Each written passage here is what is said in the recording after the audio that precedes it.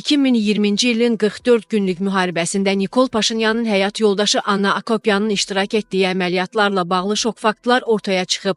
Turkistan az məlumat verir ki, Anna Akopyan Qarabağdakı döyüşlərdə iştirak etmək məqsədilə Erato adlı könüllü dəstə yaradıb. 13 nəfər qadından ibarət olan dəstə Qarabağda döyüşdüyünü elan edib. Ermənistan Müdafiə Nazirliyi də 2 il əvvəl 2023-cü ildə verdiyi açıqlamada Eratonun başqa könüllü dəstələr kimi yeni yaradılmış hərbi bölmələrin tərkibinə daxil edildiyini açıqlayıb. Rəsmi açıqlamada deyilirdi ki, Erato dəstəsi əvvəlcə Gorusun Hartaşan Aşağı Zeyvət, daha sonra Kornitzer-Geranzur kəndində en sayə hərbi hissədə yerləşib.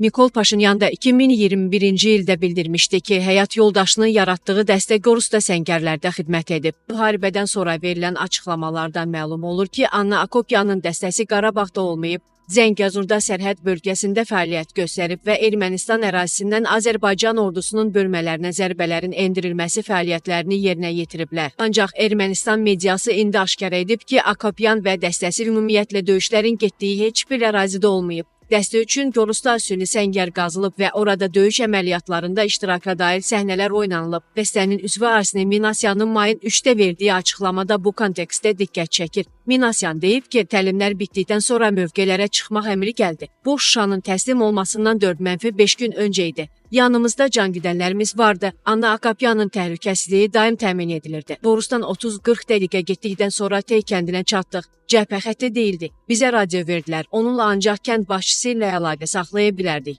Vəsəmiz hərəkətləri izləmək və məlumat vermək idi. Bunu məsuliyyətlə yerinə yetirdik. Ancaq heç bir hərəkət yox idi. Yalnız bir çobanla rastlaşdıq. Heç bir atışma yaxud döyüş əməliyyatı olmayıb. Dəstənin hər bir üzvünə silah təhkim olunub, Anna Akopyana isə snayper verilib. Əlavə edək ki, Akopyanın döyüşləri vaxtı Qarabağa gəldiyi və Ermənistan ordusunun komanda mərkəzində olduğu haqda da məlumatlar yayılmışdı.